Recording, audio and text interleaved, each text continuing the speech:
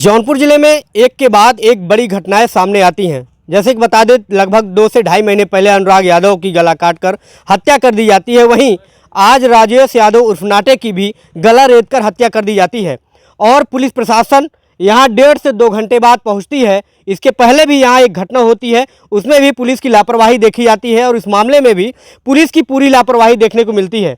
बता दें कि यह जनपद जौनपुर का लाइन बाजार थाना क्षेत्र है और यह मल्हनी विधानसभा आता है, जहां परियाव गांव है। यहाँ के राजेश यादव सपा नेता भी थे और वह बताते हैं कि इस गांव के बड़े ही सज्जन व्यक्ति थे, लेकिन उनसे किसी की कोई दुश्मनी नहीं थी। उसके बाद भी इस तरह की हत्या कर दी जाती है। अनुराग यादव हत्याकांड मामले में कार्रवाई न होने का सबसे बड़ा एक इफेक्ट है। यदि उसमें बड़ी कार्रवाई हुई होती तो आज ये शायद दिन ये देखना ना पड़ता, क्योंकि अपराधियों के द्वारा जब उनके ऊपर बड़ी कार्रवाई की जाती है तब वो थोड़ा डरते हैं, लेकिन उसमें बड़ी कार्रवाई न होने की वजह से आज ये दिन देखना पड़ रहा है कि लगातार हत्या पर हत्या हो रही, क्योंकि अपराधी ये जान रहे हैं कि हत्या करने के बाद कार्यवाही नहीं होती है, खास करके उत्तर प्रदेश में। भैया हमारे साथ मौजूद हैं, ये जो है घटना के बारे में इनसे कुछ जानकारी लेंगे कि किस तरीके से ये घटना हुई, कैसे वो कहाँ गए हुए थे, सारी चीज़ें जानकारी लेंगे। भैया राजेश यादव जी बता रहे थे आप कि बड़ी अच्छे व्यक्ति थे, और घटना कब होती है ये? राजेश यादव शाम के टाइम रमदियालगंज मार्केट करने गए थे जी। रोज़ टहलना घूमना रहता है उन 4 लोगों में जी। तो शाम को वहाँ से फिर जब रिटर्न हुए तो लमसम 8 बजे के आसपास, तो 8 बजे के आसपास से उनको यहीं घेर कर, जहाँ हम लोग खड़े हैं जी जी, इनका यही मोटरसाइकिल था, खींच के इनके घेरा के ले जाकर वहाँ उनकी हत्या की गई। और राजेश यादव बहुत अच्छे व्यक्ति थे, उनका हर समाज में उनका अच्छा रुतबा था, बहुत सबके चहेते थे, हर दुख सुख में सबके साथ खड़े रहते थे। 16 तारीख को हमारे बच्चे का अपहरण हुआ 7:15 बजे।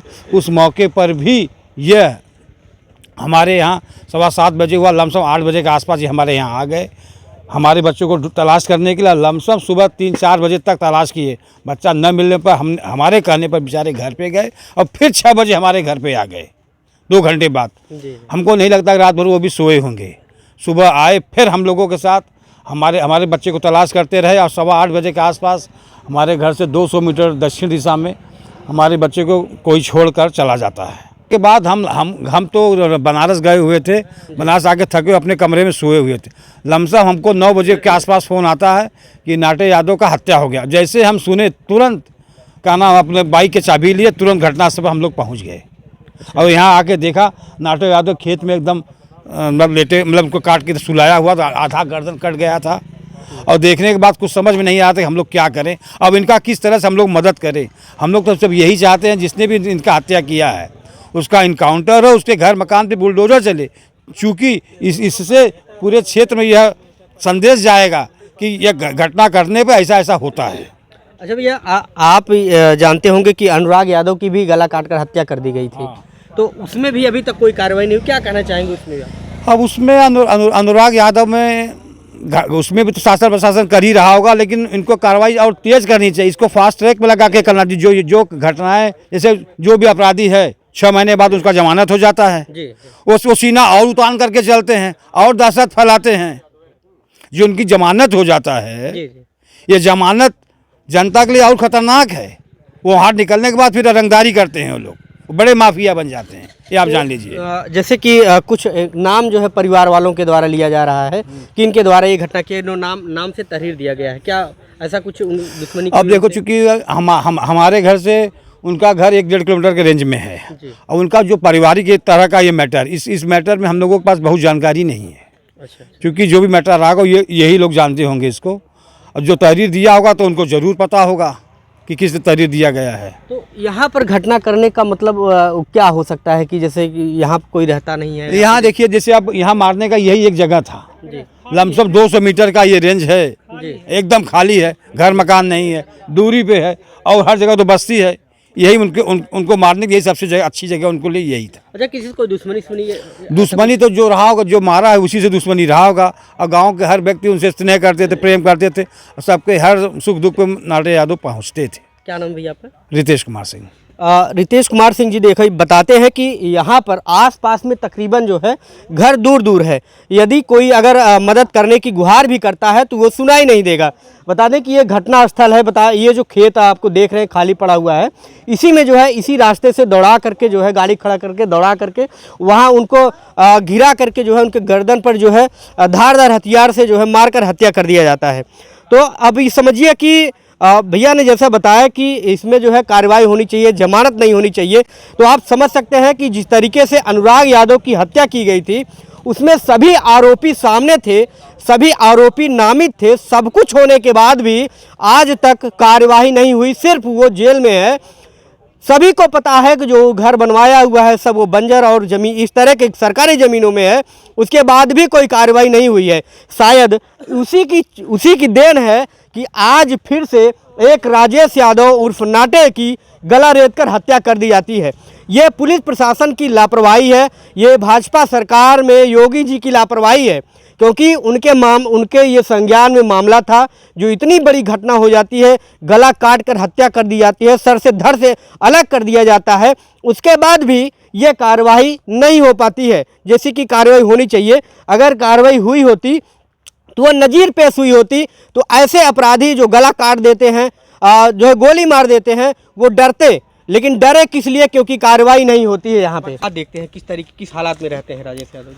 तब तक उनकी मृत्यु हो चुकी थी। कितना समय में आप पहुँचते हैं वहाँ? लगभग घटना होने के 10 मिनट बाद। 10 मिनट बाद जी। पहुँचते हैं। तो वहाँ किस तरीके की आवाज़ सुनते हैं या फिर किसी की भागने की या कुछ आवाज़? नहीं, जो हमलावर थे जो है वो यहाँ से फरार हो चुके थे जी। उनकी हत्या करके। तो मतलब कुछ जीवित थे या फिर नहीं, मृतक थे थे? जी। तो क्या कहना चाहेंगे इस मामले पे आप? कहना क्या चाहेंगे जो है, हम तो एक ही बार जो है फिर बोलेंगे यही कि बुलडोजर या इनकाउंटर होना चाहिए। और कोई सवाल नहीं। गांव के लोगों का लगातार ये जो है कहना है कि इस मामले में योगी सरकार को, पुलिस प्रशासन को जो है कड़ी से कड़ी जो है सज़ा देनी चाहिए उन्हें, और इस मामले में एनकाउंटर होना चाहिए।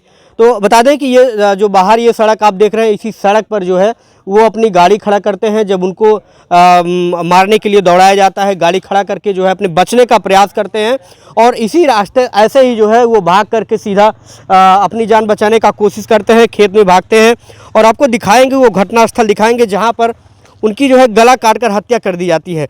बता दें ये जनपद जौनपुर का लाइन बाज़ार जो थाना क्षेत्र है, और ये मल्हनी विधानसभा पड़ता है, और ये परियाव गांव है।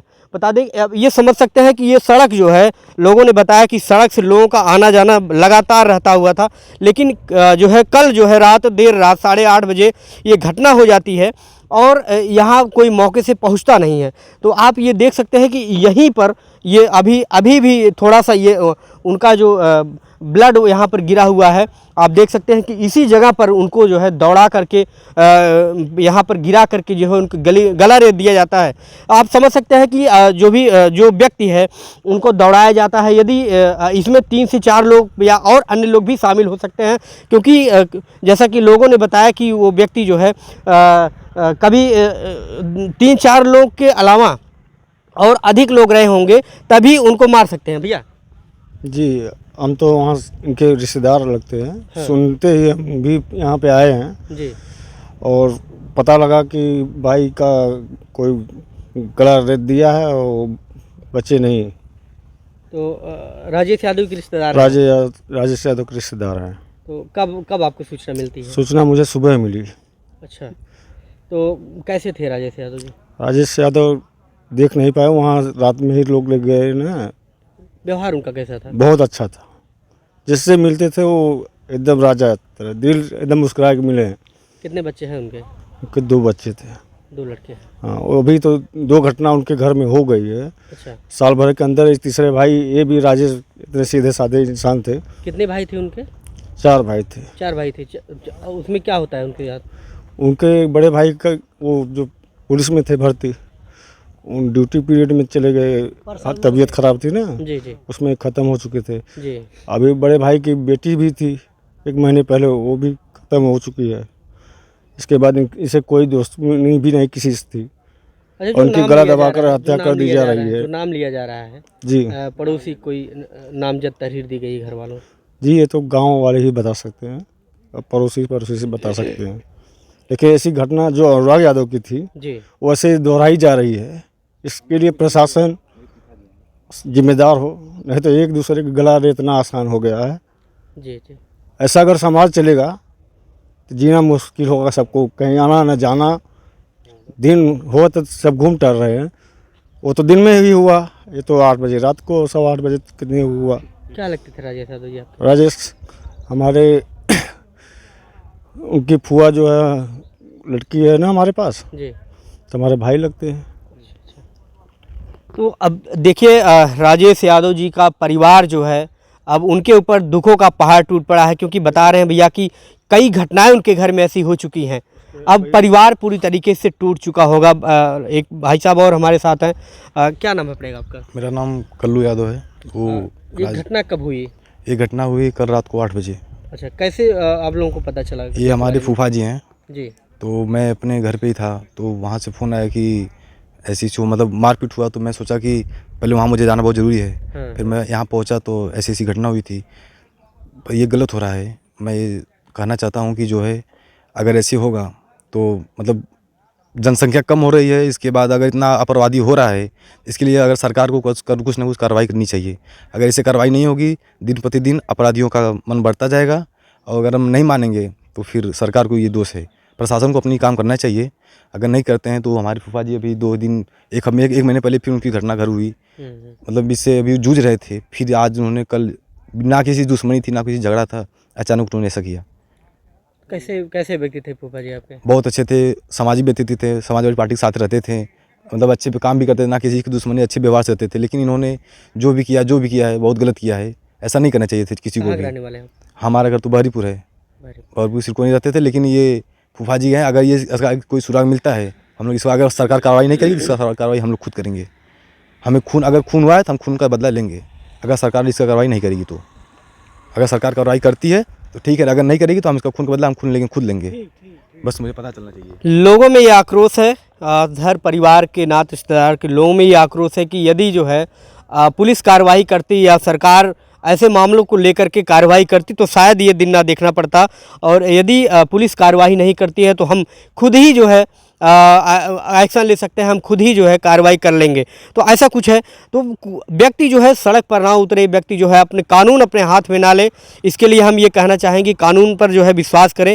और तरीके भी हैं जो है न्याय लेने के लिए, तो तमाम चीज़ें हैं। लेकिन सरकार को भी ये चीज़ें सोचनी चाहिए कि जिस तरीके से अपराध उत्तर प्रदेश में बढ़ रहा है, लगातार एक के बाद एक हत्याएँ हो रही हैं, जैसा कि अनुराग यादव की भी हत्या आप देख ही रहे हैं। सबके सामने पूरी जो है पब्लिक थी, जनता थी, घर परिवार के लोग थे, सभी के सामने हत्या हो जाती है। उसके बाद सबूत मांगा जाता है, उसके बाद भी 3 महीने बीत जाने पर भी उनको न्याय नहीं मिलता है।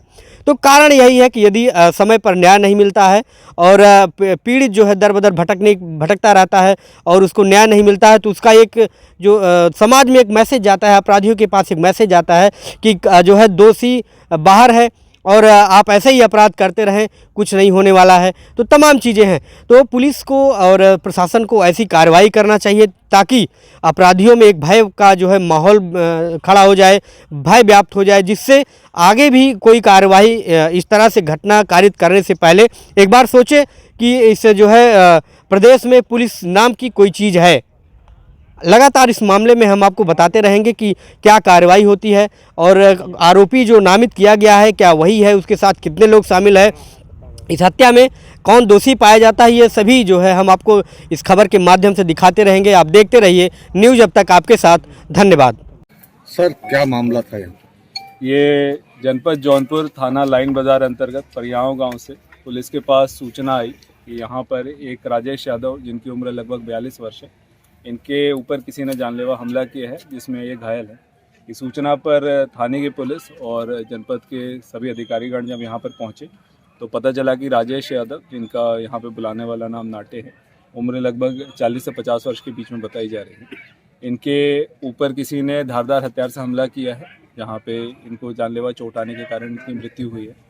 इनके परिजनों द्वारा एक राहुल यादव नाम के व्यक्ति के ऊपर शक जाहिर किया गया है, जिसके विरुद्ध नामजद तहरीर प्राप्त करते हुए पुलिस द्वारा शव को पोस्टमार्टम हेतु तथा अभियुक्तों की गिरफ्तारी हेतु टीमों को लगाया जा रहा है। शीघ्र ही पुलिस द्वारा गिरफ्तारी करते हुए घटना का नाम